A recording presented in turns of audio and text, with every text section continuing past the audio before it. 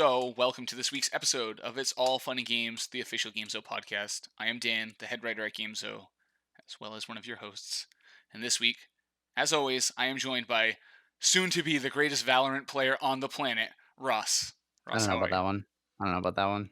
Well, Valorant seems to think otherwise. you're trying though. I'm trying. You're out there, you're grinding. I So, wouldn't say grinding, but the game is being played, yes. good, good stuff. So, um, interest. We're episode 9, Okay. so almost 10. Like, who would have thought, right? Who would have Not me. thought? Not me. We haven't killed each other just yet. I got pretty close this morning. Today was rough. I Today got was pretty rough. close this morning, I'll give you that much. Today was but I was not on point, Dan, today, and for that I apologize. But I'm gonna try to make up for that with energy and charisma and podcast stuff. probably a 20-minute sim racing segment. Nah, Can't wait. we're launching our own podcast about sim racing. No raw segments, except for when you come on, and I'm gonna need to get a snoring mode, like a noise, and use it as a bumper into a particular segment called "Does hmm Ross Care" or something. Does Ross care? No. No. That's usually the answer. Yeah. So anyway, we have a little bit of a change to the podcast. We're changing up the show order. So we're just going to jump right into gaming news. Then we're going to tackle our main topic, do some esports stuff. Then we'll talk about the games we're playing, and then we'll end it. We're basically So you just can just bail after all the relevant information. yeah, exactly. So if you don't care what we've been playing, you can just Yeah. like leave the podcast. If you're watching live, X out. If you're listening, mark as played. Get it off Yeah, get out. your thing. As always, quick mention for those listening: we are everywhere. Whether it's Google Store, iPod stuff, internet places. The podcast is You're everywhere. struggling with that one, man. It's just Come everywhere. on, Spotify, Apple Podcasts, radio, whatever, just it's there. See, you even dropped it at the end. We're in so many places we can't say it all. So make sure you subscribe, like the podcast, rate it 5 stars, do all the good stuff. It bumps us to the top. It helps us out. And leave feedback. If you think we suck at something, let us know. We'll fix it. So, moving right into the gaming news. What are the other main podcasting things that people listen to other than Spotify and Apple? I Is there any I can't think of anything off the top of my head. I just think of Spotify. Yeah, I mean, some Anchor is really good because it lets you either listen there or go anywhere you want. Um, Ah. so Hmm. Interesting. interesting. At some point, you might hear more about Anchor. So, gaming news. We have 2 weeks to cover, so we've kind of gone through and picked things that we want to talk about. And the reason we have 2 weeks to cover is because we had a developer interview last week, which was really interesting, in my opinion. I enjoyed that a lot. I hope we do more of those. And based on the numbers on the podcast and YouTube and other places, it looks like people really liked that kind of content too. So Surprise, surprise. yeah, so we'll try to do more of that. I have another indie studio that right after that podcast went live reached out to me and said, "Hey, we'd love to come on if you'd That's have great. us." So Cool. we'll do more of that content. But gaming news, Da, da, da. we really need to get like some bumpers, right? I Just do as not want any kind of imaging for any of this stuff. okay, Absolutely not. we won't get any bumpers. All right. First thing I'm going to talk about is pretty quick. Folding at home. Most of you have heard about it. It's a really interesting and cool way to help science study and combat COVID-19. It's a small program you place on your gaming computer, and it uses your resources when you're not using them to effectively outsource compute power for these large number crunching studies that scientists are doing. There's an alternative now in the market. I don't even want to call it an alternative. They're all working towards the same thing. It's called the Human Project, HEWMAN. And it does effectively the same thing, but it gives you more control. So it's got a nice graphical user interface. You can select the threshold for when it turns on, when it doesn't. You can have it off all the time and only on when you say so. You can pick how intensive it is on your computer. So, like for instance, I was sitting around the other day doing nothing. I cranked it up to like the highest thing, and we it shows you exactly which studies your computer is being used for, and you can see you complete it. So my computer helped bust out about 18 studies on a Friday afternoon. Oh, someone is doing sim racing in real life outside Yeah, my house. I just heard that. Christ. So it's cool. So if you haven't been doing folding at home because you felt like you didn't have enough control over it, Human Project is a great alternative. And that's Well, all I have to folding say at about home has that. all those features too. Yeah, some people I guess didn't like how you kind of interact with it. So it's how the market works. You just kind of it's like they came out with it. The way I look at Human is it's like almost the Zoom of this type of product, right? Ooh, that's not a good comparison. Not from I the don't wanna be security the Zoom perspective, of anything, man. but I don't know about that one. Zoom before all the stuff in the news about it, it was just the hot thing with the really slick interface, and that's how Human Projects is to me. Like it's just super intuitive, super simple interface. It's very clean. It's got really good user experience, that type of stuff. So if you didn't want to use folding at home for whatever reason, you have an alternative. If you don't want to do it, don't do it. You know, but if you have if you have the extra computational power to throw around, let's beat this thing together. So I remember when, folding at home started doing the COVID thing, they didn't have enough information to send to people to do, like, they ran out of equations essentially, so people were trying to max out their rigs and they just couldn't. yeah, yeah, So, I hopefully believe that's that. changed. I believe that. Now there's tons of stuff. Like I said, they were showing the studies, and one study I was giving it the full, gamut, and a few of the studies were taking like an hour to finish. And that's not obviously they're not just running on your computer at the same time. You're a mesh of computers giving the compute power for these studies. So it just shows you kind of what you're included in, and yeah, some of them are more difficult and require more power than others. Um, but yeah, it's cool. I think it's funny that it also has, like, a competitive sort of feature where, like, you can join a team and the teams are ranked based on how many, like, equations they solve and stuff like that. Yeah, yeah, gamification of products, right? Yeah, I think one of the big things right now for both for anything that's like this that's helping the science community, it's how do you talk people into doing it, right? yeah. There's a huge chunk of people that are like, "Pfft, I don't know, I got a $3,000 computer that I don't use 80% of the time. Sure, have at it, And then there's a huge chunk of people that are like, you're not touching my thing. Yeah. You stay out of my computer. I'm not letting someone use my computer as, like, a Bitcoin miner or something, whatever Exactly. they're doing, I I don't know, mean, man. that's effectively what it is. Just Yeah. it's not mining Bitcoin. So yeah, just a cool thing I wanted to bring up for folks, and I wanted to mention folding at home as well, and just say like, hey, if you are interested or didn't know this type of thing existed, first get out from under your rock, but second, you have options. Go figure out which one works for you and help out. The consoles have it too, right? Doesn't PlayStation have it? 'Cause I thought that was, like, the big thing at first was, like, PlayStation 3 or I think PlayStation 3 had it at one point. Yes, the PlayStation 3 CPU architecture was built in such a way that it was really, really good for just raw number crunching, and a lot of a lot of scientists were using that kind of compute power as an option. Oh, I got a GameStop. "What are you playing on your PlayStation 3?" "I'm doing advanced computational mathematics." I've never heard of that one. Is that a simulation game? Like what first person shooter actually? So good stuff. The next topics. New This is topic, Paul. new topic, marker. Um, we talked about this before the show. This one's kind of funny in that this is a knee jerk reaction to the Nintendo account hacking we discussed 2 weeks ago on the podcast, Yeah. episode 7. So the Epic Store now will require you to have two-factor authentication in order to get free games. Now, I have a few little funny things kind of around this. What are your funny things, Dan? So, first, if you don't know what two-factor authentication is, it's very simple. You need two factors to log into your Okay. account. Factors are things you know, things you have, or things you are. So that's a password is something you know. A one-time use code texted to you would be a thing you have. A biometric would be a thing you are, right? So they're basically saying, hey, you have to use a text code or Google Authenticator plus your password to log in. That's two-factor authentication. and it's great.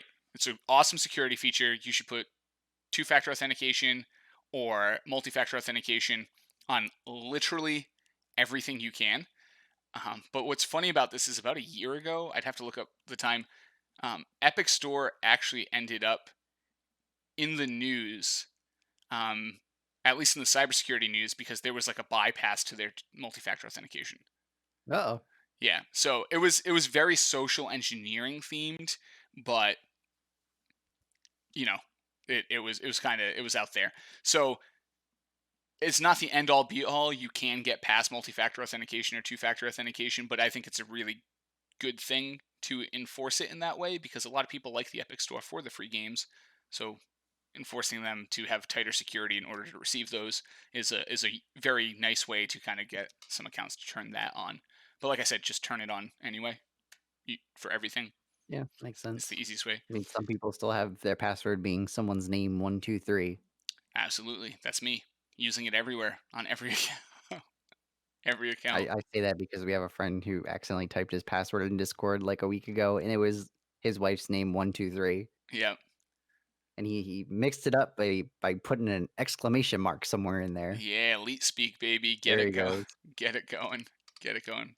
Yeah, don't like put your password on a sticky note and leave it under your keyboard. I don't want to turn this into like a security hygiene podcast, but just don't be dumb, okay? The end. He don't. Yeah. So I still haven't played. What's funny is I've had two factor from the day they offered it, which I think was at launch. I Yeah. just remember turning it on pretty much immediately upon downloading the Epic Store. Um, I don't. I've downloaded every free game. I don't think I've played any of them, and they've been like good like Yeah. Witness, Transistor, like stuff I want to play for sure. So, um, it is what it is. Well, I don't know how that works on Epic Store. I don't know if it's, like, just for that month or if it's you keep them because like, the wording when I looked at it one time, it looked like it was just for that month, but I might be wrong. I've had Transistor downloaded Okay, then I'm wrong. That's for fine. like a while. Yeah, then don't you're probably right because that would kinda be weird, but Yeah, it's almost like PlayStation Network. Like as long as you continue to have an account, you're good to go. So that's that. Pretty simple. But here we go. it all comes back to Fortnite. It always comes back to Again. Fortnite. Vikings. We have Vikings. We have Assassin's Creed. Vikings. Okay. Now, when I saw this announcement, I laughed because in the developer interview, uh, Leaf actually said, I think it might have been after the show, I can't remember because we had a really good conversation after the show. But at one point, he said, "You try to look at what the market is going to have, and it's funny because it's true that it's a cyclical market. We do ninjas, then we do robots, and then we do ninjas again, right? Mhm. We're just in the Viking cycle right now. That's just Well, we everything's had God of War, which was not Vikings, but Norse. kind of Viking. Yeah, But in all fairness, like, Assassin's Creed has had 2 major places that they could have used as a trump card when the series was failing, and it was feudal Japan and Vikings. So it was like flip a coin, like, which one are we gonna pick this time? I've been 'Cause waiting for what feudal else Japan. can we do for Assassin's Creed at this point? Like, Assassin's Creed, like, 1930 gangster Assassin's Creed Tommy gun, like, what are we gonna do? Yeah, We're running out of time. you're very limited. You could go do the Civil War, I guess. Kind of go back to that Revolution thing. Do the Civil War is a cool time frame. In 2020 America, hell no. I know. Well, that's. Hell to the no. I No. was just gonna follow up with that's not very socially responsible That right is now. not this is not the time we need to be doing a Civil War game. Yeah. Um, you could do feudal Japan, which I've been wanting since early. Yeah, that'd be great. Hell yeah. They did like the 2D one with China, right? Yeah. I think Mhm. China could be a really cool like full game, We've but been making Three Kingdoms War era stuff for, like, 30 years at this point. Like, yeah. it's the evergreen. You want a fun game? Three Kingdoms China. Bang. Yeah, just let it go. I'm trying to think what else you could do. There's like, yeah, I mean, there's some stuff with like the Mongolians or like the Celts and the Roman Empire and like, but you're right. Like, we're running What out of else? like cool time frames to put in I'm Assassin's waiting Creed game. for, like the Activision Ubisoft merger, and they do Assassin's Creed like World War II. Yeah, that's where that That's could where actually then be it cool. becomes an FPS game and it all comes full circle. That could actually be you could do like a World War One game Yeah, with like very limited guns, similar to mustard gas and y- trench stuff and yeah, that could be cool, like kind of playing a spy-ish thing. But yeah, that'd be yeah, cool. so we're getting Vikings. It actually looks really cool. Like it looks like they're doing some stuff with gameplay, like doing sieges and long boat battles and It's funny you mention that because I watched the trailer this morning, right? mhm, And without analyzing it or without thinking, I noticed 2 things that have been in the series since, like, 3. Like, I remember because 3 was the, like, the Native American one, yeah, and I specifically remember watching the Viking guy run at a guy and then knee him in the face, and I'm like, "Oh, I've seen that. That was in the Native American trailer." And then he throws a tomahawk, and I'm like, "Oh, wait, that's the Native American one." yeah. The kind of climbing the dude, hitting him with the knee, like Yeah. yeah, it's I was like, "Wait, I've seen that before." they've got assets. They're reusing those assets for sure. You know how So much I love Ubisoft right now. yeah, yeah, I know. They've done enough to ruin your Rainbow Six. I'm sure you're excited for Assassin's Creed Vikings. But I I'm guess I guess the core thing here is we're getting one. I'm really glad that they've taken this time between games because we were getting them every year and it was like fatiguing. It was just Oh, like yeah. oh Oh, god, yeah, it's it like was bad. and what was the They one? were really buggy. They were really buggy too, is that was the thing. Yeah, They were coming out and they were just all messed up. the one that was in England and like the Syndicate. yeah Syndicate and like the dude had no face and it was just Yeah, yeah, eyes and yeah. a mouth talking and stuff like that. Yeah, so I'm not only are they more polished, but I think they're just like I can get excited when I initially see it. I know I'm not going to really play it because I just don't have the time to. Yeah. But it's like, oh, cool, they're doing another one, and it's not so close to the last one. And And I mean, the last 2 have been pretty cool. yeah, they had Odyssey, yeah, Greece and Egypt, which are yeah, they were cool. and they made And then them the Egypt one was kinda, like, supernatural almost because they had, like, the cool, like, pharaoh stuff, and yeah, and it they was made it cool. more RPG ish, which I feel like That's what those I games like were always missing that kind of aspect to it. because the combat was so bland. It was just, like, you sit there, counter a dude, kill him. You might have some cool thing like a gun or like a dart or something, but you just get into a fight, you parry him, and you kill him. And it was kind of boring in the first couple. And then, yeah, you're right. It totally needed like an RPG element or something cool like that, or like gear and stats. But I mean, that's me speaking personally to myself and the games that I would rather play. But I don't know. You're right. It just kind of missed something, but they all seem to kind of be rounded out now at this point. Yeah, and it's good. And what's funny is I've seen on Twitter like people like, oh, Vikings is going to be cool, but I hope they get rid of that stupid RPG stuff.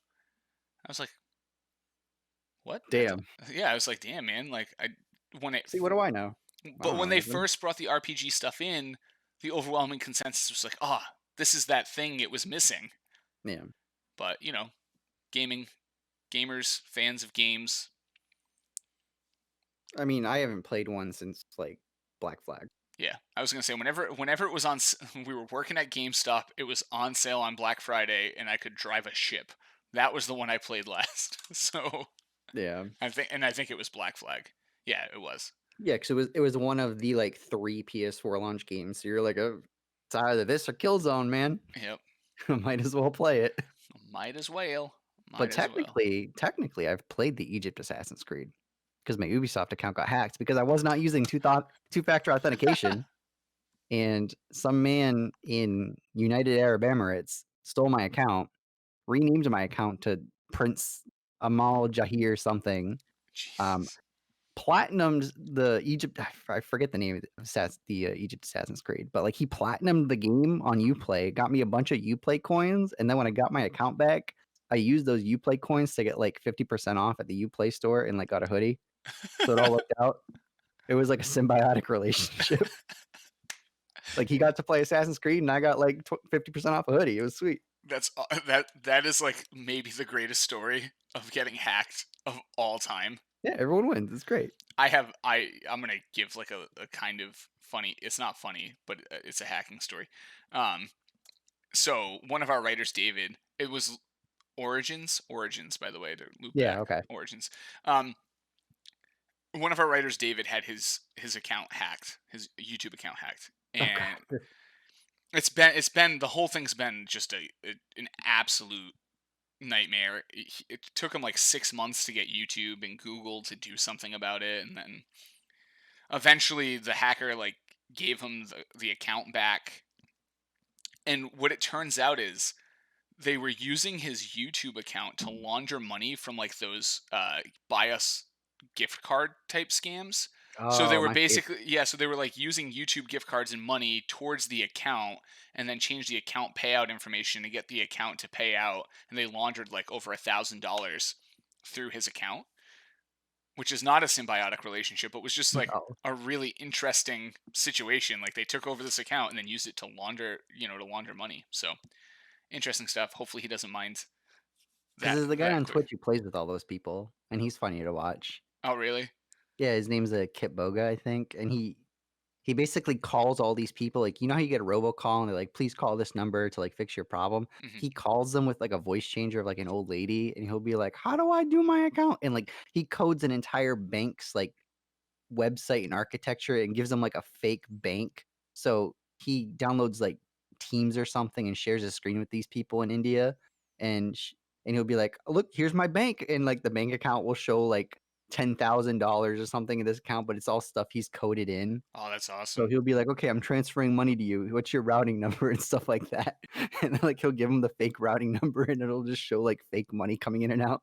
That's And he'll have them on the hook for, like, 10, 15 hours at a time, and they're just losing their sense of purpose, and it's funny to watch. that's hilarious. I've had only one time in my life. I was sitting down. I was working at a company that did managed security services, and I was sitting down with one of the heads of sales, going over some stuff, and he got a call, and he was like, "Oh, 1 second, I got to answer this," and I was like, "That's fine. We're in a conference room." And he answers it, and it's one of those like, you've had a Microsoft issue or whatever, and he goes, "Oh, this is perfect timing. I have my lead security engineer sitting right across from the table from me. Can he talk to you?" And he handed me the phone, and as I got there, I just heard the phone click off. They were just like, "Nope, No. not dealing with it." But that's awesome. Yeah, scumbags. The end. Yeah. So that's Assassin's Creed Vikings and a little more hacking A talk. little Watch Dogs in there. Yeah, a little bit of Watch Dogs for y'all. All right, we have to talk about it. I don't want to necessarily talk about it, but Okay, we. well, before we talk about this, if you are very interested in The Last of Us 2 and do not want any sort of spoilers at all, probably mute your sound. For like a I can good. I can give you, like, a little wave, like, "Please Yeah. come back." If you're watching, we can Yeah, like yeah. make a signal. If you're listening, like, Sorry, this isn't the episode for you. Maybe j- skip, like, an extra 30 minutes from now, 15, 20. yeah, because we're gonna go into some pretty detailed stuff here over the next at least 5 to 10 minutes, if not longer. So, Yeah. um, you know, you've been warned. I've now marked The Last of Us 2 spoilers Okay, for Paul so he can not clip this into a video and post it on Twitter and then cause the entire Twitterverse to hate Gamezo for the end great. all times and whatnot. So if you Not have one have, of your true followers on Twitter. yeah, so if you have not been living under a rock, The Last of Us 2 had some serious leaks. And when I say serious leaks, I mean not some like, not like what we're going to talk about later with like the Lord of the Rings game where like a screenshot, like live action, like The whole cutscenes, damn thing got leaked. story, like twists, the 100%, like, you don't have to, if you go and look at the leaks or you listen to us, you don't have to play the game unless you want to, because we're probably going to tell you what happens. Okay, Well, I mean, we we're don't gonna, know for yeah, sure. well, I haven't kept up with it. I saw the initial thing and I was like, "Okay, cool." so I'm gonna kind of step out. We're going back into Hackerland, right? Because this Mhm. story's also reached my day job, because it turns out that it wasn't in initially it was thought that it was an insider that was overworked that leaked the information. It turns out that's not the case, and that it was likely a hack, and But do that we know that for sure? it's Pretty sure they grabbed two people, and the reason that it's likely a hack, according to the security research community, is that hard coded into Naughty Dog's games are basically the password, the security key, the encryption key to access the servers for things like multiplayer on Uncharted, Last of Us 1, etc. Apparently, once you access those servers, if you did that from like an SSH terminal or from your computer itself, a computer, you could have more pervasive access than you probably should have, right? Because really what Naughty Dog was thinking was like, oh yeah, you have access to the server, but the game only talks over the APIs to do the stuff it needs to do for the multiplayer. That's it. So these people were able to access the server. It was actually disclosed like a year ago to Naughty Dog that this you could do this and you could see other stuff, assets and whatnot. And so the thought is that somewhere on the Last of Us 1 server, they were also storing information for The Last of Us 2. Because in the past, on like Uncharted 2 servers, they were storing information for Uncharted 3. So it would kind of fit within how Naughty Dog is known to operate. So it was disclosed to them shortly after this information was leaked. The key on the Last of Us server got changed. Right? Hmm. You only rotate the key if it's within your company's time frame that you rotate keys, and apparently this key had been the same for a very long time, or you rotate a key because one has been compromised or used inappropriately. So the key was rotated back in April, about the time that these leaks started to come out. So the information from that side is starting to really line up into that someone realized what the good guy hackers or researchers had disclosed, and they did it. They found this information and then they leaked it. Um, Unfortunately for them, leaking the information as an insider of Naughty Dog or PlayStation who is mad just gets you in a lot of trouble from an NDA perspective. Accessing a system you're not supposed to have access to and then taking information is a federal crime. So there's kind of like it You went, messed up. yeah. So you done goofed. So that's part of it. So we don't know for sure. It could be an insider or it could be a hacker. But like I said, there was a lot of stuff in kind of the daily security blogs and news cycles I go to that were talking about this. And from a technical standpoint, it checks out, you know. Um, so that's one part of it. But these leaks, when we say they give away the whole story, I mean they talk Who about lives? Who dies? who Who dies lives, who again? does, yeah, Who kills who? exactly, and I don't wanna do specifics because we don't know, like, for sure, for sure, for sure. yeah, but it's gonna piss some people off. Yeah. Like that's the one thing I wanted. I want to, you know, we we're gonna try not to give away specifics, but like if what came out is true, you're gonna be not happy. Last of It, Us 3 canceled, essentially. yeah, like No Last of Us 3 at this point. it's just not. You're not gonna be happy. The game is gonna be pretty brutal, which I think we kind of understood from the perspective of when the first trailer came out. That was pretty like hard M, the initial trailer. Um, but the whole game, if this is true, looks to be a loop on how nasty revenge gets and how that is just cyclical and you just end up with I did my revenge and so then something came back and bit me and now I'm dead but this person got their revenge and they don't feel great about it and they move on but now the people that loved me are going to go get revenge against this person and so on and so forth. Like Mhm. that's the cycle they're building in The Last of Us. um and like characters you like, if this is true, die in very graphic and brutal ways. Oh, Yeah, you're just not going to be my happy. man Joel got taken to the Masters. Oh, for sure. Got my green jacket. Like it's not. It's oh my god. Yeah, it's not going to be good. But I guess the what more came out of this is like people are mad now for like all the wrong reasons too. I don't know if you've seen any of this. No, I don't look into this at all. So you have the leaks. You've got so and so dying. You've got such and such a thing happening. You have this brutality and this, and then the game ends this way, and that person's maybe dead, but probably not, but maybe, but also that person's definitely dead, and all this bad crap, right? And like Yeah. the one thing I will spoil is allegedly at some point in the game, it switches and you play the bad guy to Joel and Ellie, which For the rest of the for game. the rest of the game, which means at some point, all of the horrible stuff that happens to the characters that you grew to love through the first game, you're doing the horrible stuff to them, which like I said, is going to make you mad. But now people are not just mad at that. They're not mad at the brutality. They're not mad at the fact that they're going to be forced to like cause the brutality to these people that they've grown to care about as characters.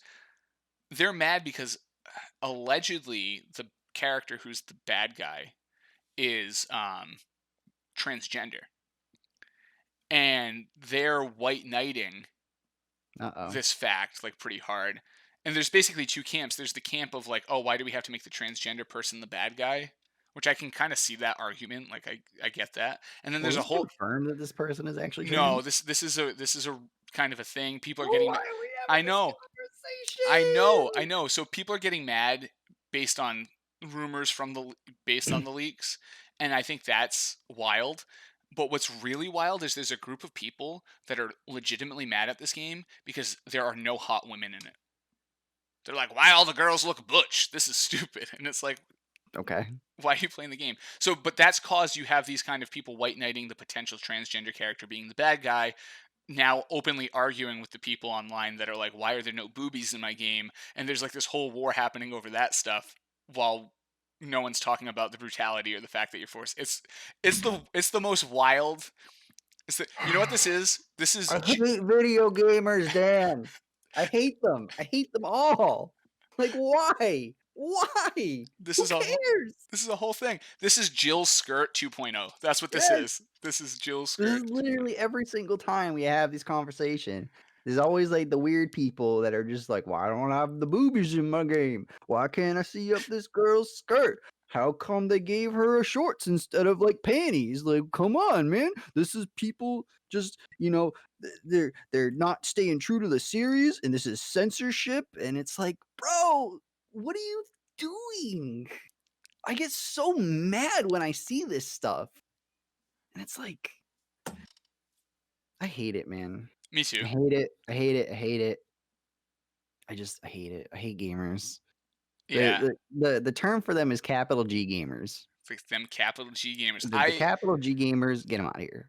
I didn't even want to bring the topic up It makes me so mad. because I knew it would spin you up, but I just needed to mention how like in all of the things that are happening around this leak and all of the things to get mad about, like we literally are having a war over the most useless component Yeah. to like argue about, which is silly.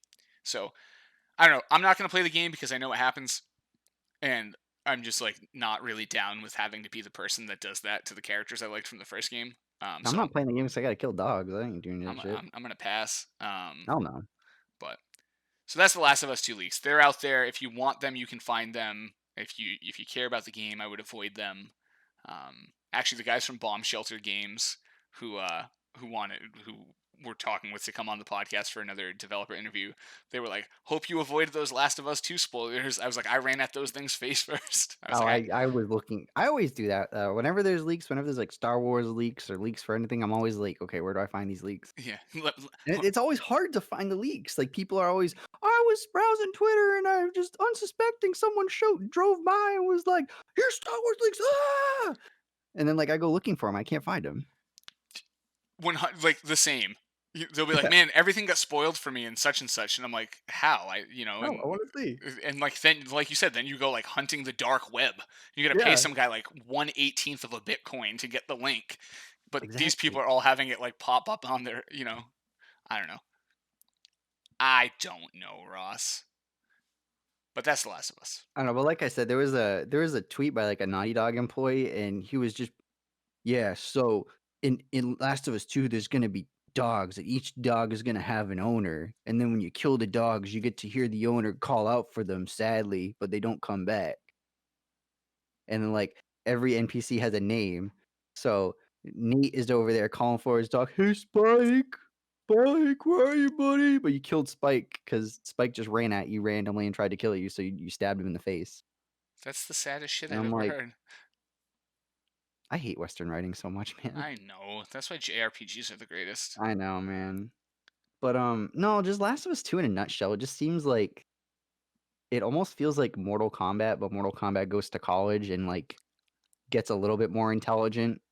Because instead of just like, "Oh, I tore this dude's chest open, ripped out his heart," it's, "I took a hammer and I smashed this guy's nose in, and then I took his nose and I pinned it to his hand, and I it's like use his nose to staple his hand to a tree and keep him there." And it's like, "Okay, well, how about that story you're writing? How's that going?" It's going "No, good. brutality." It's going. That's hilarious. I I like just that. even from the first trailer, I was just totally not sold on the game. I was just not interested. Well, that's what I was saying earlier. Is like, that first trailer came out and it was a hard M trailer. Like, Yeah. we kind of knew they were going in this darker direction, so it really shouldn't be that surprising. But I'm with you. If some of the stuff that's in the leak are true, like, it's almost like the writing room sat around and they were like, okay, what's the Blood. worst thing we could possibly do? And then do it. But yeah, I mean the whole Joel thing, it just reminds me, and this is a hard spoiler if you watch Sons of Anarchy, but it just reminds me of the whole Opie in Sons of Anarchy thing. Like, I feel like they watched that show, they were like, man, that was so hard to watch. Let's put it in our video Let's game, put it in our game. So, I don't know, man. I don't know. Let's move on to my favorite Okay. topic. No more spoilers. No more spoilers. The spoilers are over. Spoilers have ended. WWE 2K21 was canceled. Yes, for good reason. But what are they doing, Ross? They're Tell the people. making Super Smash Brothers WWE. Exactly. They're coming out with a super arcadey, which I don't necessarily have a problem against. I thought WWE All Stars was actually pretty fun. Do you Yeah. remember that one? That was good. I remember looking at it. I do not like wrestling. I don't care about wrestling. So it's just okay, cool. Same. But I mean, I think this is the best move WWE can do because if you want like realism and you want like a true to life sim, why are you watching like fake wrestling? I mean, There it is. fair point. Fair point. So yeah, Like they're WWE is just an anime essentially, um, a live action anime, you ain't wrong. just a shonen anime, and John Cena's like Goku or something. That's awesome. John Cena doesn't even wrestle anymore, bro. Oh man, see that's how much I pay attention to wrestling. Do you even watch wrestling, bro? You even No, I know The Rock, I know John Cena. Um, that's it. There you That's go. all I That's know. that's all you need to know. All right. Okay. We can move on from that. I just thought it was interesting because 2 weeks ago we talked about the cancellation, and then in the after show we watched a bunch of videos of how bad the game was, Yep. and then the next day when the podcast launched, 2K came out and they were like, "We're not doing 2K21, but we're doing 2K arcade mode thing." Yeah, So and it doesn't have a date. Well, it doesn't have like a 2021 or whatever, so they can just hold on to that for 4 years exactly, and then hopefully fix their game we'll see. for Maybe next gen. next gen. All right, let's. This segment is called the a bunch of game announcement or leak stuff, and we're just gonna lump them all together because there's not enough to talk about about each one. So Battlefield, we're getting a new one in 2021. Yay! Cool, we don't Um, know what it's about. It's we just it's coming. we have no info. We just know it's coming. There you go. There is a Lord of the Rings next gen screenshot that leaked of my man Gollum. There's like 5 of them. Well, yeah, I meant screens. I Oh, shouldn't have yeah. acted like there was one screenshot. One singular Good screenshot. correction. But yeah, there's that, and then Mass Effect Trilogy is getting remastered again. Let's go, remaster it again. I'm actually honestly excited for this because um, I wanted to go back. I've never played the whole trilogy. I played the first game and then some of the second one when the trilogy came out for PS3 and Mhm. Xbox 360. Yeah. And I'm recently, I'm like, similar. man, I really want a sci-fi RPG. I was like, Mass Effect's great. Have they? I Mass actually, Effect Andromeda yeah, for you. no.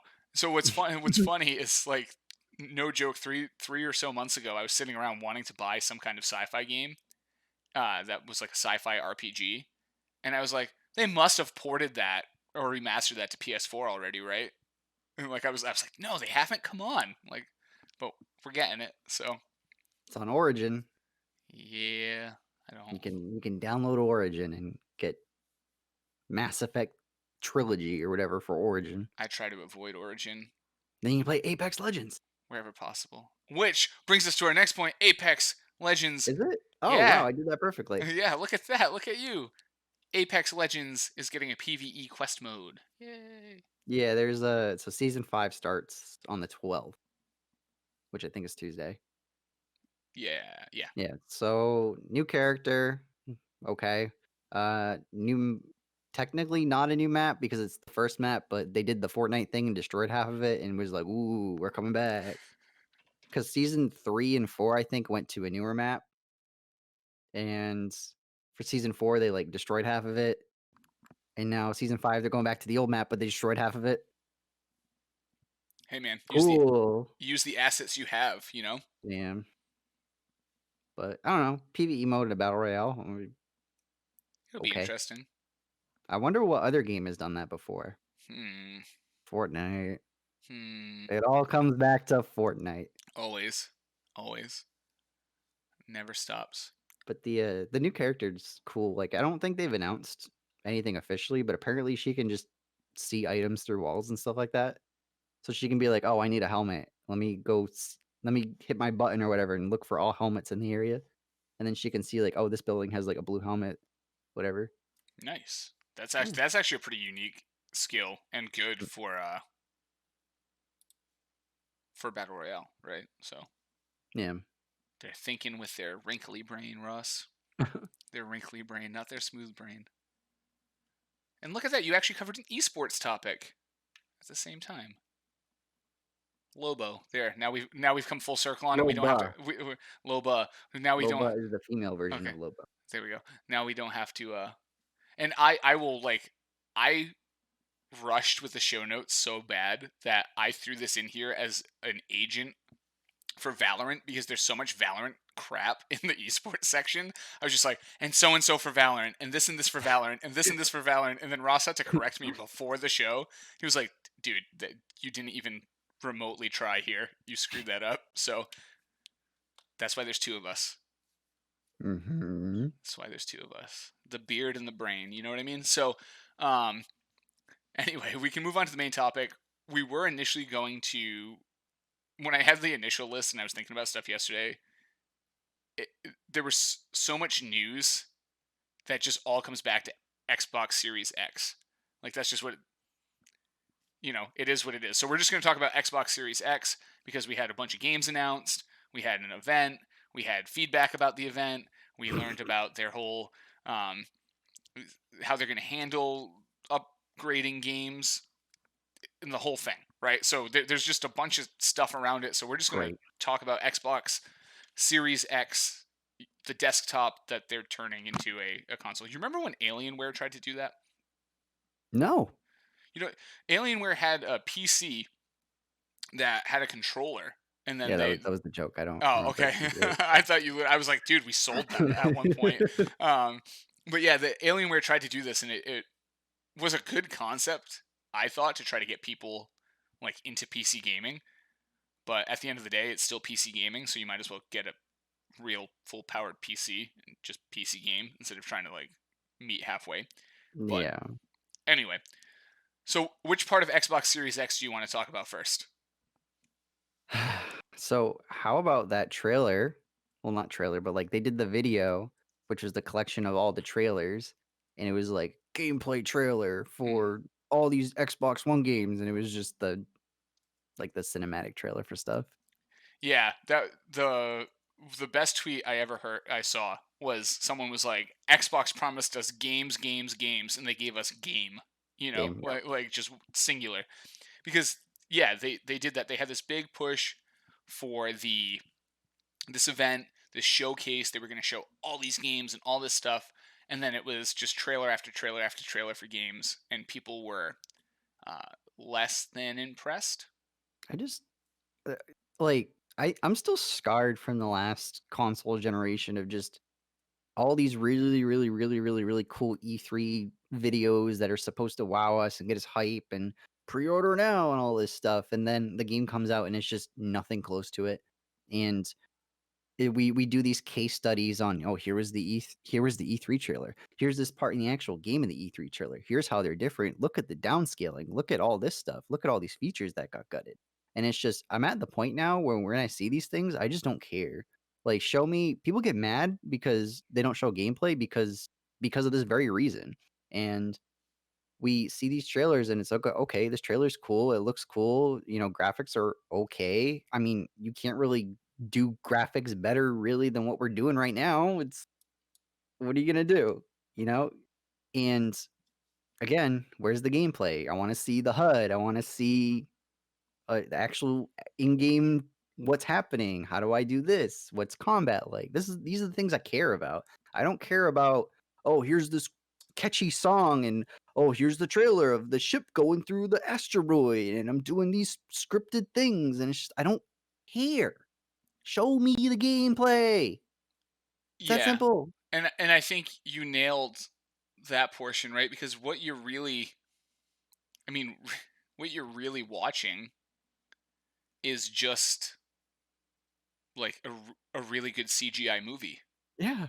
Like that's all you're doing, right? So it's not even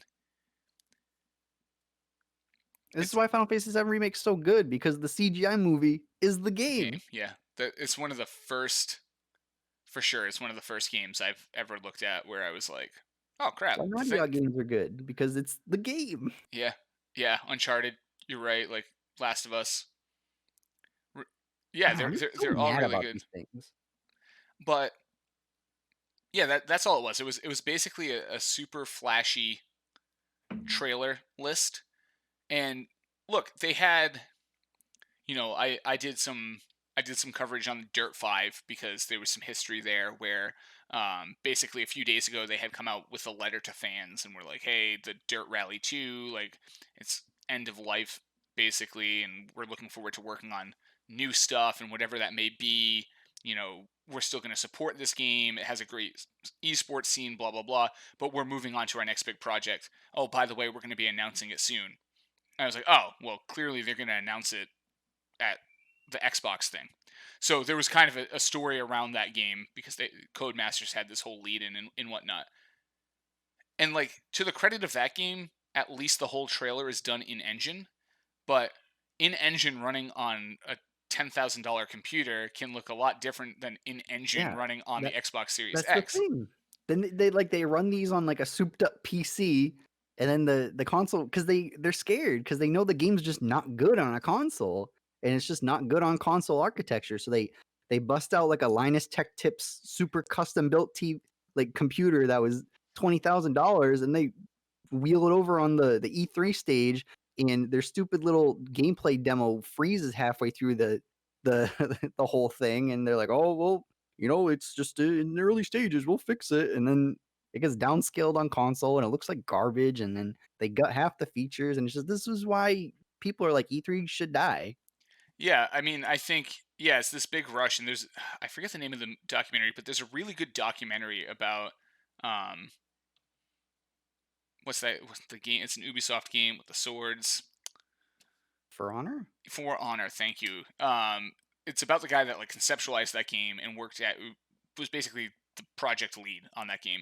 And there's the whole part where they bring it to E3 and like the panic around the demo not working and the this and the that, but how yes, much pressure there right. is, and there's so much information and like coming at them, and how important it is from their marketing department. It has to be at E3. People have to show it at E3, and like you said, they're playing it on a computer and then the latest build's not working, so they're trying to get Wi-Fi so they can download it from a server back in Montreal, and like there's all this drama around it, and it's like, why? Just like when the game is playable, show it, right? Like The way they should treat E3 is the way people treat like PAX or any of these other conventions. You have a booth with a playable demo. Okay, you're not rushing to get a PAX build. Okay, yeah, maybe you want some extra features or whatever to show off at PAX, but you have a demo that works and you show up with that, as opposed to like $3 million CG trailers and all this other stuff. It's just, I don't know. I'm with you on it. And while all the games looked great, they were all either in engine or rendered elsewhere. Yeah. So and I don't want to be that guy, but they didn't look that much better than the stuff we have now. No, because I mean, what are you gonna do? If you have a $400 console with, maybe $600 parts, what are you realistically gonna be able to accomplish compared to, like, what we're seeing on PCs nowadays? And it's Exactly. not the console versus PC thing, it's just, like, it's a cost thing. If you have a $600 thing, what do you actually realistically expect to come out of it? Yeah. And it's true. Like, Sorry. no, you're right. I have a 1200 desktop under here running this. Yeah. I have a $500 laptop over here that I would not run this stream on purely based on things. I can run some games over here that I can run on here. I'll give you an example. I run iRacing off my laptop, I get 60 frames a second. I run iRacing off my desktop, I get 90 frames a second and a higher resolution on a curved screen. Like, they're two different things, okay? It's the same thing with, so you're right, it's not a PC versus console thing. It's just a cost issue. You just can't jam as much into a Yeah. console at this, at a price point that people are going to find palatable. And there's been conversations in the background around like, would they ever make a modular console? So like, oh, you get your PS5, but you want your new hotter graphic, and it's like, So no, many problems. yeah, it's just not, get a PC. So You just get that's all interesting. And then to your point, industry analysts think that the Xbox Series X is going to be $400. And what we know about the PS5 is the PS5 is going to cost them about 450 to make, meaning it's probably going to be closer to a $500 console unless Sony wants to take a big loss like they did with the PS3. well, So, that's why I don't think the price really matters in terms of our conversation on, like, performance and stuff like that, because Xbox has been taking L's for the last 10 years because of Xbox One, and now they're going into this other like, the next generation, they're still taking L's for what they did 2 generations ago, right? mm, So, realistically, yeah, you take a loss for, like, $100 a console or whatever, but how much realistically is that setting you up in the long run? It's like what you should have done last generation, yeah.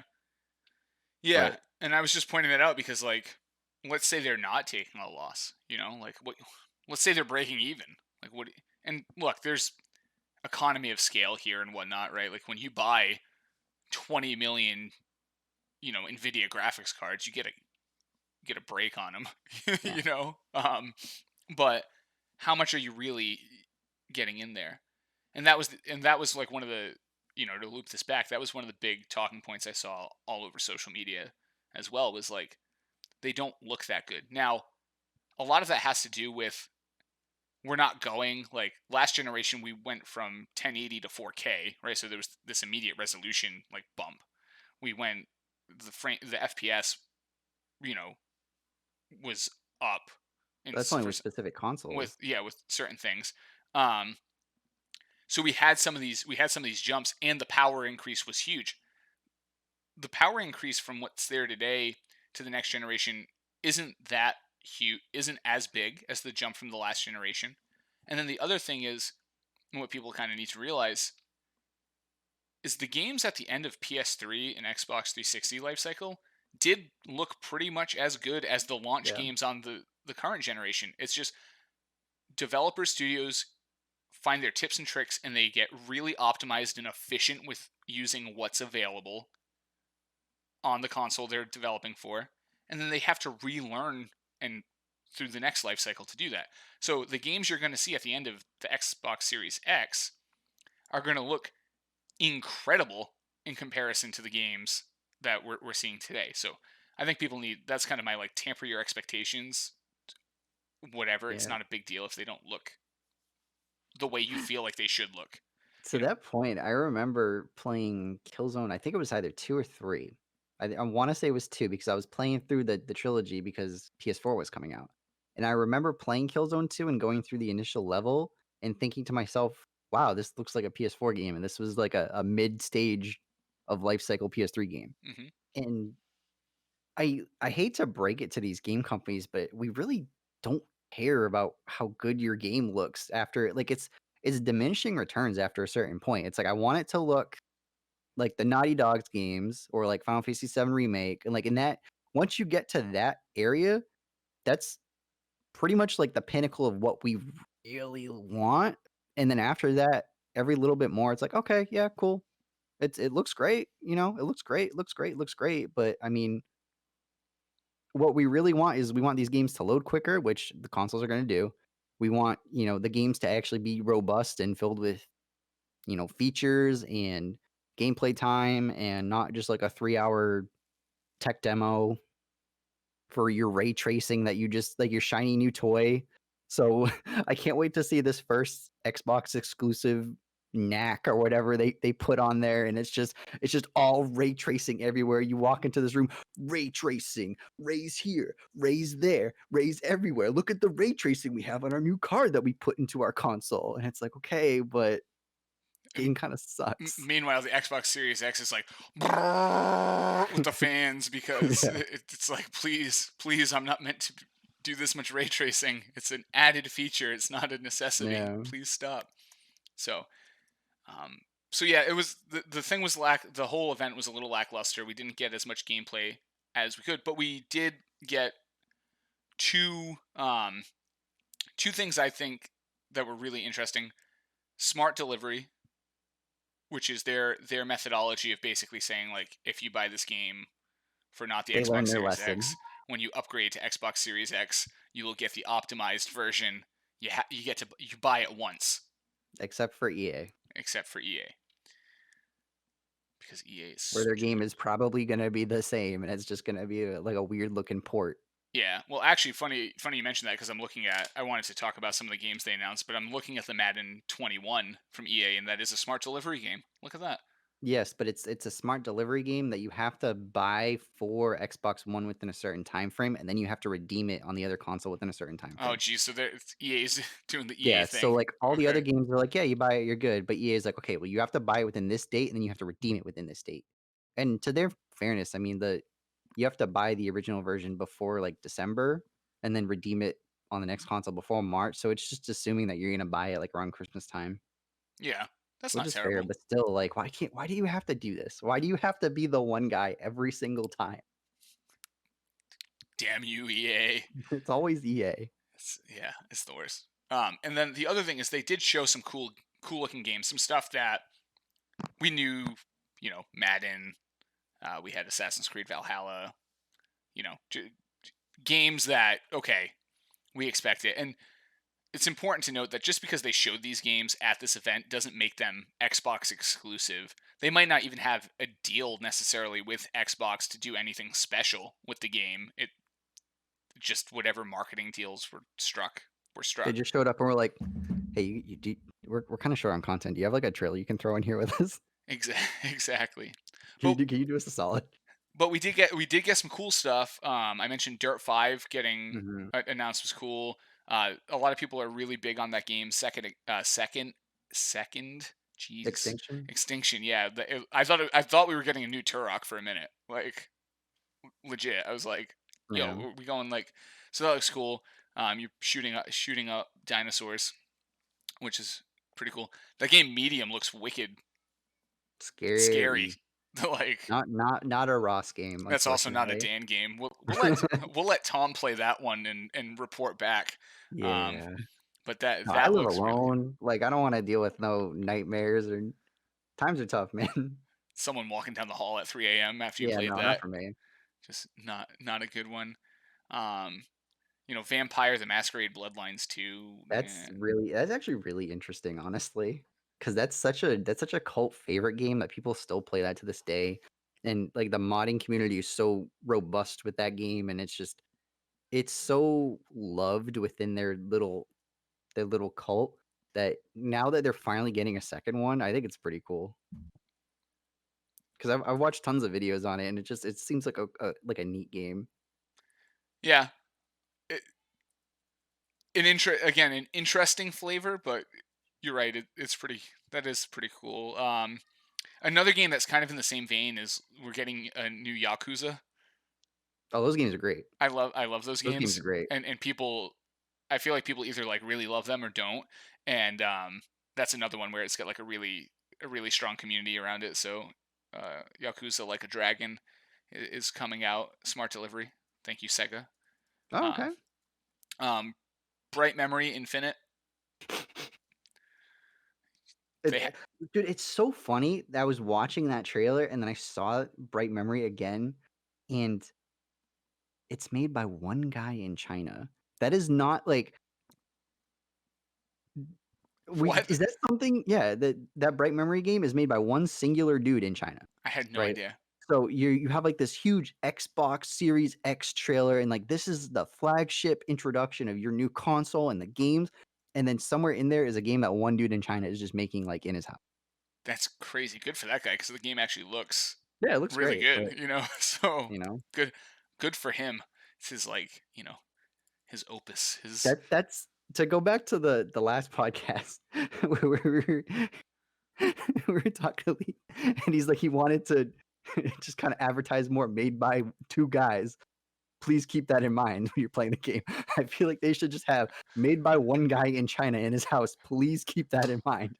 Just at the bottom of, like, the the trailer. Yeah, just like you be yeah, and it's true. He made a really good point. On that last week. It's like it's not necessarily be nice, but just like as part of the marketing material, like, oh, you think this looks good?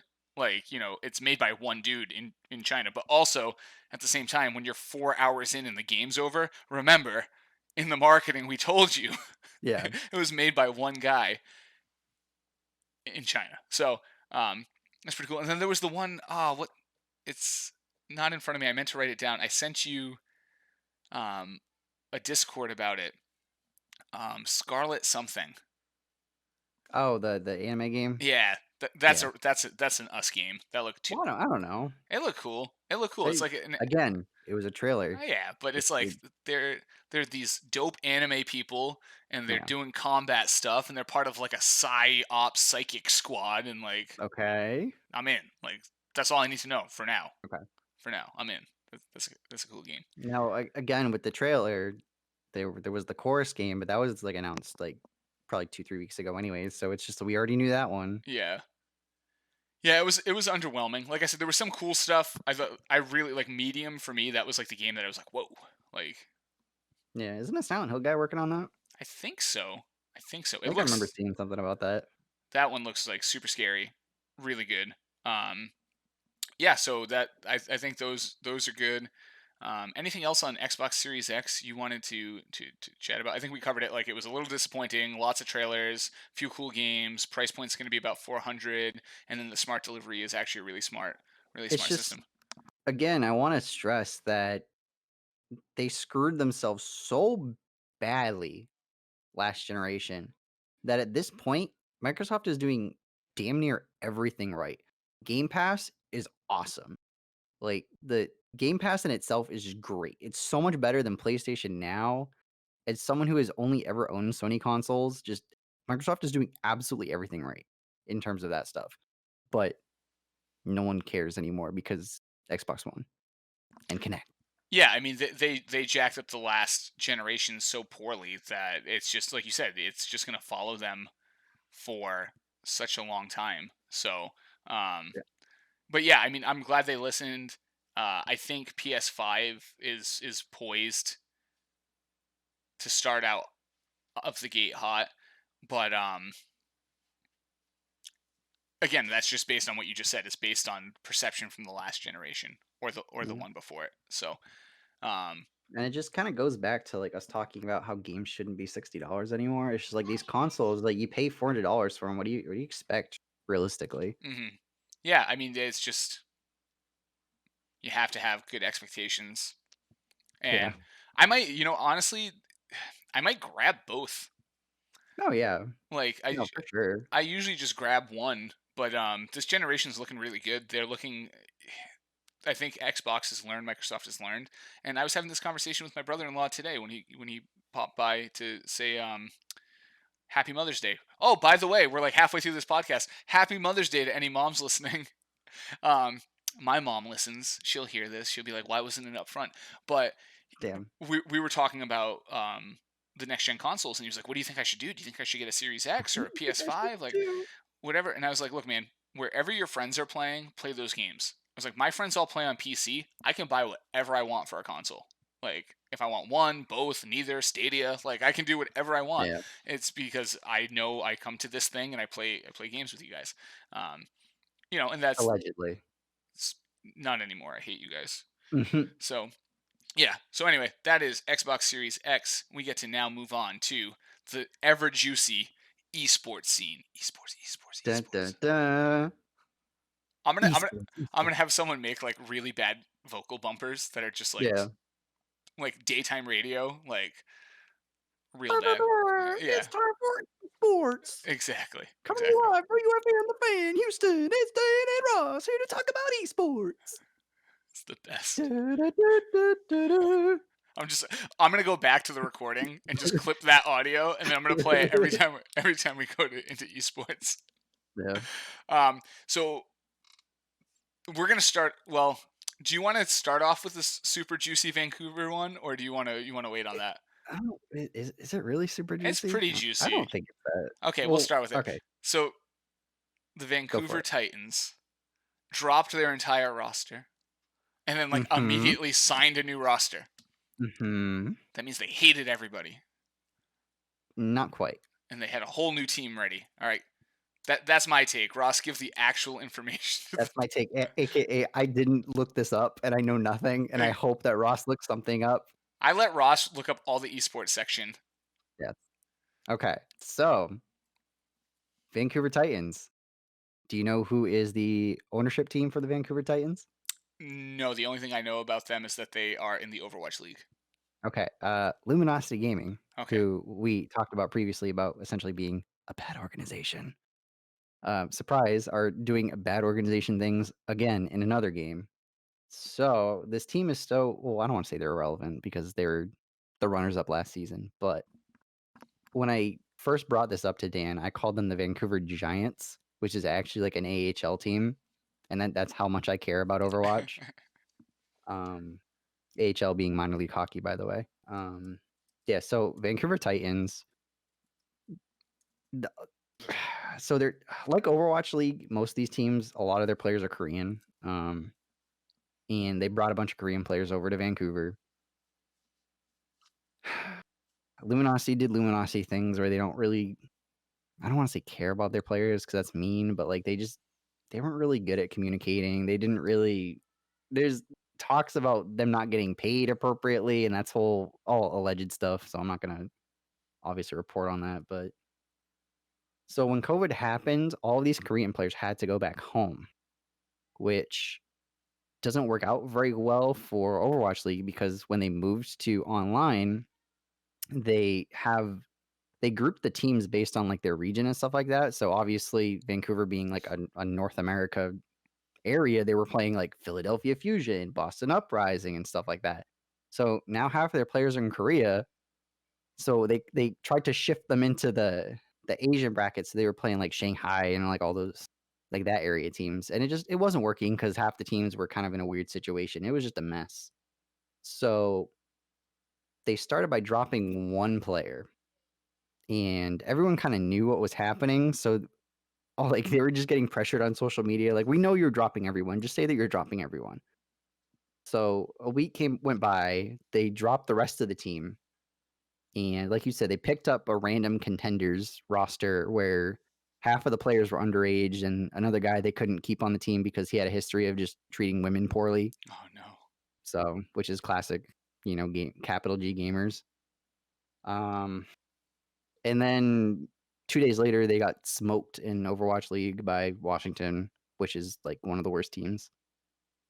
And just Overwatch in general just kinda sucks. Um, as like we have in the show notes, Sinatra left for Valorant, another guy left for Valorant. Again, even the best players don't care about Overwatch League anymore. They want out. The 2nd division for Overwatch League, the rivals or the contenders or whatever it's called, um, out of the 20, I think actual Overwatch League teams, only 6 of them still have teams in the minor division. The rest of them are all just kinda like random orgs and, like, random pickup teams. No one cares about Overwatch League anymore. I don't think Yeah. anyone cared about Overwatch League in the beginning because half of their views were, like, view botting for, like, Overwatch drops, kinda like the Valorant keys, That but that's a whole different story. that makes sense. Yeah, I mean, I think they did a really good job building a league and an infrastructure. Um, I think Overwatch as a game itself has not been, Not fun. like it's just not. Yeah, I mean, that's a Have you whole. watched Overwatch League? I have. It's all right. Like it's fine. Like It's not enjoyable. it's just. But it's the game. Like the. I think Yeah, like people just don't care about the game as much as they used to, and unfortunately, people don't really care that much about esports. It's getting bigger. The mainstream's getting used to it, but like throwing your stuff on Disney XD doesn't make you like a mainstream production. You know what I mean? no. And you mentioned about not knowing the team name and stuff. I was at PAX and I saw Boston Uprising jerseys and stuff everywhere. I was like, "What program is this? The Boston Uprising? What are we doing? Are we helping?" It's a lacrosse team. Yeah, I was like, do we have like we're helping esports athletes grow in Boston? Are we? Is this some like I build the think so, yeah. community around gaming? Yeah. And then I finally walked by their booth by accident. I was like, oh, the Overwatch team. Okay, now I like. It's Yeah. just there's a lot of issues with it, but I did think it was just interesting. Um, and I think they initially, like you mentioned, they were getting pressured. Their initial thing was like, oh, we're having disputes. We're having management dispute with like player management, basically, Yeah, right? because they were mad about, like, not getting paid and stuff, Yeah. but So alleged. allegedly. So that was interesting. We're seeing you're gonna see that with a lot of stuff. I'm gonna skip real quick and just jump down. Everybody's leaving different pro esports to try out the Valorant thing. We talked in the past about the Ninjas in Pajamas, their former um, Paladins Premier League roster that won the championship last year. They were let go and then re-signed as Valorant team. You have a few Sinatra and some other players, Corey leaving Owl for Valorant. You had Freakazoid leaving CS:GO for Valorant. So just a lot of people hopping on that Valorant money. Yeah, but, Ri- I mean, Riot does it. Freakazoid don't care. Yeah. Well, I mean, Riot does it well, and like if you're a fringe player or you're not happy with this game you're playing or the league you're Yeah, in, that's like exactly what it is, like, let me know when Simple or Kenny S or Zywoo, like, drop Counter Strike for Valorant, yeah. then I'll care. So it is what it is. But um and the other thing I was going to mention is you're just going to see like a lot of people having issues with these online tournaments because you see it all the time, right? Like a team has like 3 people US and 2 UK and they've got to play on North America East servers and the UK people are, their pings through the roof and it's just Yeah, that's it's not gonna just work. it's just part of the challenge. So you're going to see I think you're going to see people dropped or rosters change specific around the online component and have nothing to do with the actual players until we get back on lands. So um pretty much all two-thirds North American See you CS players going down the jumping to list Valorant. on the Google Doc trying Yeah, to figure out what else to talk about. no. Zach, who's one of our writers, popped in and said pretty much all tier 2 and 3 North American CS players are jumping to Valorant. Yeah, So but that's every game. that we kind of expect that. So the next thing it's one Ross hates, so he can just go get a water or something. We're gonna talk Oh, is the sim racing driving stuff? esports. Yeah, it's gonna take me 2 seconds, so don't actually leave. Let it Um, let it be known that we can't get through a single episode without Dan mentioning PAX or mentioning iRacing. yes, and the day I don't mention either, It's like a bingo board. I'll give $10 to Ross. So um, R8G Esports launched like last week. This was not a big deal because a new esports organization launched around sim racing. This was a big deal because a active Formula One driver didn't just get involved in sim racing. He went out and he got like Acer Predator, Mind Maze, and a bunch of big companies to put full support behind him launching his own organization. And that's different than what we're seeing with other folks in that, they're jumping on, they're joining, they're staying relevant by racing. Romain Grosjean, who drives for Haas in F1, he just said, no, screw it, I'm going all in. And what's even funnier about this is he's been one of the guys that has been like, I don't really like practicing in the simulator. and he's come out and started an esports team. So I just thought it was an interesting one. He was basically the last guy from the sport that I would have said, actually, well, one of the last guys from Formula One that I would have said during this would go all in on starting a team. You know, I never even expected him to participate. Never mind start a whole team. So that is that is that. Um, I didn't marker that, so There's also a, I hate calling it soccer because I know it's gamezo.co.uk, but there's the a, football, the beautiful game. yeah, there's a football player in France. I think he's French, but he did the same thing, but it's just a general esports team. It's called Grizzy Esport. And I think his like last name is Griezmann or something like that. But yeah, there's other athletes doing the same thing. It's smart, you know. I mean, he's launching in the sim racing thing. Probably makes sense from a branding perspective. Yeah, I wouldn't be surprised if at some point it's stretched out beyond that. You know what I mean? So, yeah. um, all right, next topic. Cloud9 exits competitive Dota. I Dun don't dun care. dun. Okay, moving on. I mean that. No, it's just I hate Cloud9. I don't like them as an org, especially now. They just seem incredibly lazy with their business decisions, whether it's supporting a random team in Korea that no one watches in Rainbow Six just so they can stay in the revenue sharing program, or like showing up in Counter-Strike for a little bit and then backing out, or showing up in Dota 2 for a little bit and then backing out. It's like we get it. You care about League of Legends and that's it. And it's just now you're a brand, but, like, you're, like, a tier 2 brand now because now we have 100 Thieves and we have FaZe Clan, and it's like, people just don't care about you anymore, man. Sorry. Yeah, I mean I don't have I have Sorry not if I'm making people mad, but I don't like Cloud9. I don't care. I I honestly I just put it on there because it was in there. But Zach's it mentioning they didn't even last 4 months, which is okay, so here is their timetable, right? So they signed a team in January, like January 20th or something like that. They played 1 tournament in February. I don't think they won it. They won, like, maybe, like, 1 or 2 games or whatever in it. Then they dropped 2 players in March. They picked up 2 new players, and then within a week of shuffling the roster, they play in a tournament, lose all 5 games, then they play something in April, do poorly there too, and then Cloud9's gone. hey man, Cool. results. What have you done for me lately? Great. That's what it is. I don't care. It is what it is. All right, we only have two more topics. We're Can we cruising talk about along. the good esports org now? Which one? Liquid? Yes. Yeah, we can go to Liquid. So, Alright. Jat, who is an LCS commentator, shoutcaster, um, This is a very near and dear topic to me. has become head coach at Liquid, Team Liquid. Yes. So, So, Jat Ah, I don't wanna, like, name drop and say, like, I'm friends with this guy because 'cause I'm not. He probably doesn't even remember me, but 12, 13 years ago, we played Guild Wars together for a short time. So, Jet has always been on my radar as, like, a cool guy. He has been around League since the beginning.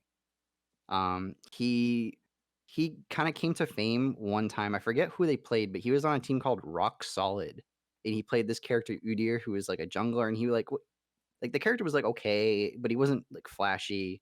But Jet had, like, this one game against a super high tier team, and he just went off, and he kinda went from there, and he became a caster and stuff like that. But Team Liquid, a great esports org, unlike Cloud9. Um, Signing people that are very knowledgeable. Jat is a good guy. He is very knowledgeable about League of Legends. He has been there since the beginning, whether he's playing, shoutcasting, casting, desk analyst. Like he's done absolutely everything. And I wouldn't if this is something he wanted to do in coaching, he is by far a more qualified candidate than probably 95% of the people out there. So good for him. I'm sure he'll do well. Sucks he lost double lift, but what are you gonna do? yeah, good pickup for sure for Liquid. And unlike Cloud9 on this podcast, Yeah. we support Team Liquid. We So, we are not Cloud9 fans. yeah, Dan could care less, I, but I, me, I love Team Liquid because when you think of esports, you think like early esports, you think StarCraft 2, you think teamliquid.net or .com or whatever it was, and you think like evil geniuses. mhm, And then after that, it's kind of like whatever, yeah. Wild West. Now we've reached the stage where it's just like all venture capitalists with like fire logos and gamer jerky coupon codes and Aporia custom t-shirts and That's all it cool. takes, baby. That's all it takes. It's yeah, and it's funny you mentioned that. Like it really is. It's the new hot investment. It's not, software startups are out, esports teams are in, let's Yeah. go. So yeah, I mean, I look at it, right, and there's an MMA organization in Asia, which I mean, Asia has a bigger esports scene, right? It's kind of like where it kind of started, Well, it kind of depends. ish. But like, I always think when I think of early days of esports, I think of like the sold out stadiums in South Korea for Yeah, StarCraft and stuff like that.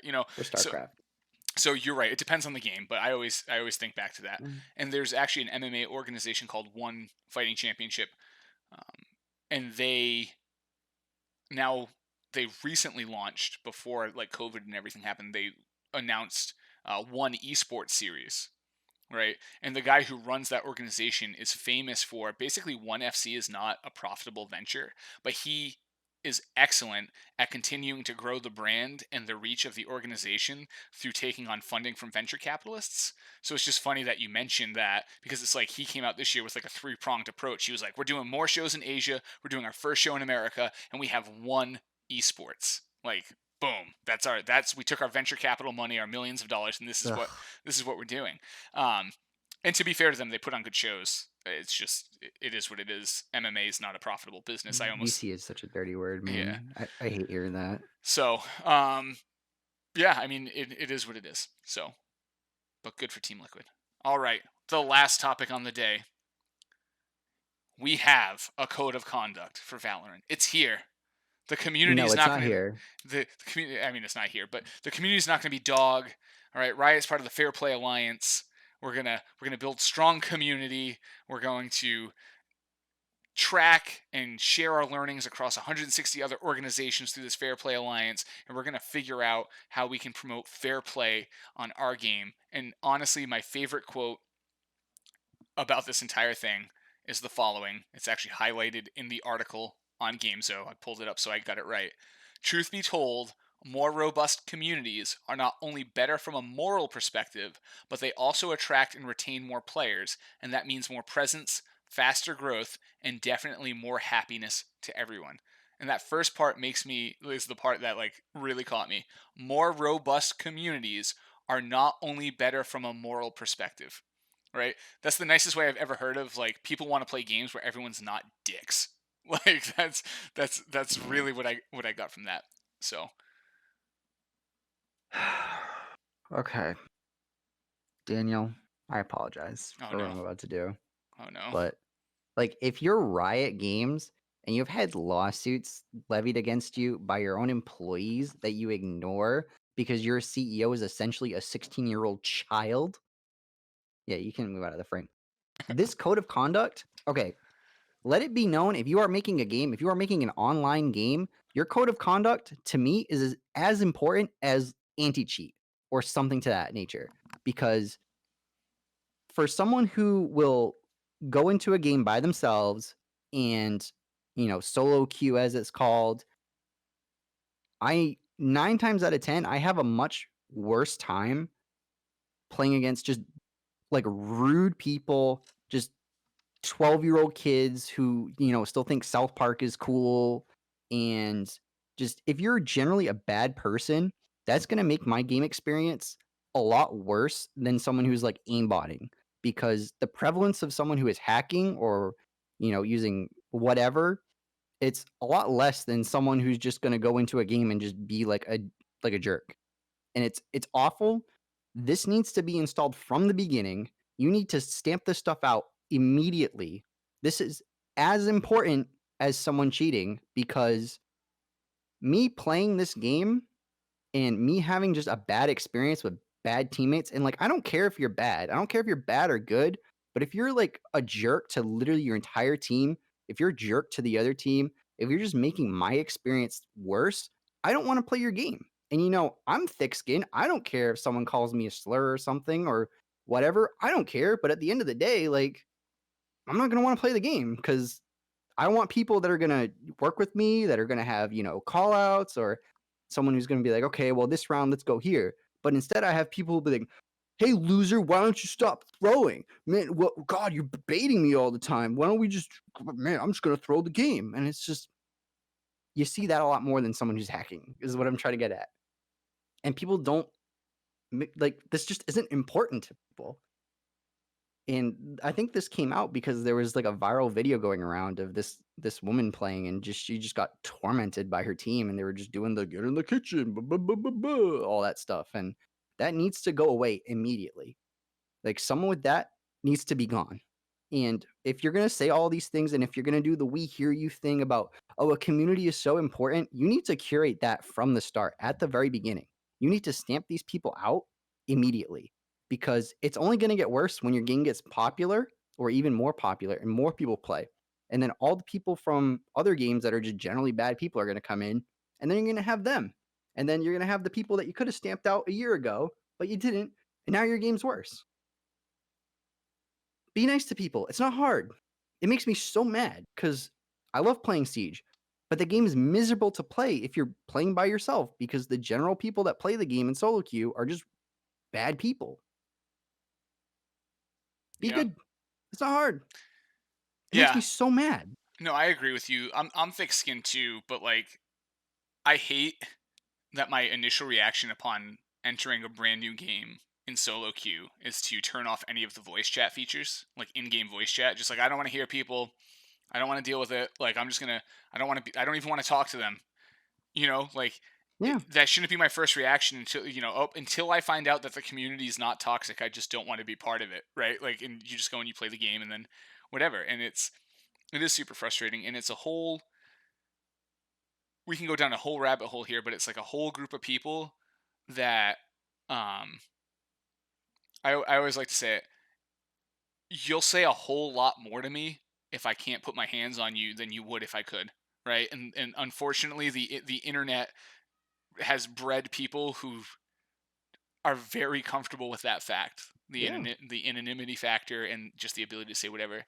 And yeah, I'm with you. I think that the Valorant community so far, from what I've played, has been pretty positive, but it's also in beta, and I know they're letting more and more people in, but it started small. Once it's open to everybody, and you get the angry Jakey duds instead of the happy-go-lucky Jakey, like it's gonna get real bad. You just like you said, you need one 13-year-old kid making fun of everybody else's mom and saying the standard Xbox Live kid stuff to just make the other four people not want to pick up that game anymore. And if you do that enough on an exponential scale, you're losing more players than you're retaining by not stamping out those loud, obnoxious, disgusting people. Yeah. So It's funny. I saw a tweet today and it was like a life cycle sort of thing. And it was like game comes out, women try and play a game but get harassed literally every single game to the point where the game isn't fun anymore. Then it's like game gets actually released, esports start, and then it's like, hey, why aren't there any women in esports? And it's like, it's now obviously it's like a bigger issue and it's not as black and white as that. And yes, there's you could probably do statistics and say there's more men playing the game than women, but like at the same time, how about you just don't be like a jerk to people? It's not hard. yeah, being nice is the Be easiest thing you nice. can do. Like it literally is. And I subscribe to the theory that I sent you the other day, Mhm. right? About But the you were saying like the game's in beta, right? So everyone's just more excited to play the game, and it's not like, oh, I'm 1 year in of playing Valorant. I'm just so used to just people being bad that I've become just angry all the time that my teammates are bots. So I'm just gonna be a jerk to everyone from now on. Like if I play the thing that's keeping me in Valorant right now is that I'm more likely to just get a team that's talking and is just generally not a jerk as opposed to if I go to Siege where 90% of the time people are either jerks or they're annoying or they just don't talk. yeah, and That's the only thing keeping me in. I get what you're saying, right? The game's new, so people are much more forgiving. But there are people right now that it's been a positive experience to play with, that in 6 months their true colors are going to show, Yeah. right? And And I've had bad games. I've had bad games with bad people so far, but I mean, it's been very marginal. Yeah. I think I've had like one game where someone was actually like not even toxic, but just rude, you know? Yeah. But it's one. You know, Tom, our friend Tom, had one where he got called racial slurs. I mean, it's gonna happen. But the nice thing again is right now it's way less of those than I'm used to in more established games. And yeah, the community. Look, League of Legends. When I started playing it for a small stretch, the first thing he warned me about is like, okay, this is the most toxic community you can be part of. So like, Yep. just make sure you have your thick skin Just ready to be go. ready. Yeah, Yeah. and you know you were right, but you know, so Riot needs to do a good job with this, and it needs to be ready to go in June or July or whatever day one It is should have for. been ready already. Yeah, I mean it should be. They should be Again, beta for testing that. Riot. Yeah, they should be For beta testing. Riot, a company that has had problems where women have been, just God, what's the word? The sexual Harassment. misconduct, harassment. Yeah, yeah, sexual like there's been sexual harassment suits at Riot, and like it, it got shut down and hidden within the company, and people had to picket and do like a walkout at Riot headquarters, and all this stuff is going on in your company, and you can't even put a code of conduct game when your game comes out in beta, and then you have people on Twitter sharing videos of people just being generally nasty to like women and just being generally nasty to their teammates. And then you look at those videos, you'd be like, yeah, we're working on our conduct policy and it'll be out soon. It's very important to us as Riot, as a community, that we curate a very nice group of people and it's great. Don't care. Should have been out already. Like, companies need to take this stuff seriously. And again, I don't care. I can get called as many slurs on the planet and I'll probably laugh and I'll shrug, but it's not fun at the end Yeah. of the day. I'm not going to want to do it. And there are people, you know, to close the loop on this, but just because like people like us have thick skin, that's not everybody. Yeah, no, exactly. Like, it shouldn't be like that. It shouldn't be, "Oh, I'm fine, so whatever. I Yeah, don't care." exactly. I mean, we grew up when PlayStation Network first launched. We were on like the first online games. You know, I've heard some things in those early SOCOM lobby days that could never be I've repeated. said things in those SOCOM lobby days, like, we evolve as people. Yeah. So, all right. So that is all of the topics for this week's It's All Fun and Games podcast. If you are watching, thank you. We're here every Sunday. The times might change, so make sure you go and you follow Bitwise Dan um, on The Twitter and times might everywhere. change. Yeah, Rain Dan might be R6S. late. I ended up here on time. We just whatever.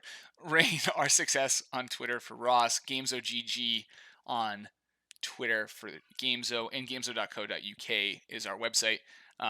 Keep up with us if we are doing interviews with people or talking to people who are in different time zones, or if I just have people come by my house unexpected. The times may change, and we'll let you know in some of those different Twitterverse places. Again, friendly reminder: like, subscribe, 5 star, un 5 star, and re 5 star. That way we know you love us. 5 stars. Ross yelled a lot in this episode. Yeah, 5 out of 5. that's the feedback. Ross got real salty about people treating people poorly, and we like wholesome Ross being mad about people doing that. So that is the end of the show. I'm gonna hit the BRB button or the ending button. I don't know, whichever button I hit, and then that'll be that. So thank y'all, and phase up. Is it an F? Like, what are you It's a doing? Like fate. some. Alright, so you do like this, like, Okay. you Yeah, yeah, giving yeah. someone peace, and then you throw your thumb in there. Oh, yo, we got all Phase right. up. Phase up. All right, I got you. All right, Yeah. that and Dan learned a new valuable skill today. Yeah, Dan learned gang signs. What's up? Considering where I grew up, you'd think I know a few just to stay safe. Yep. But But anyway, now I live there, so I have all of them. yeah, there you go. You've learned the ways. All right, folks. We will see you next week. Stop button.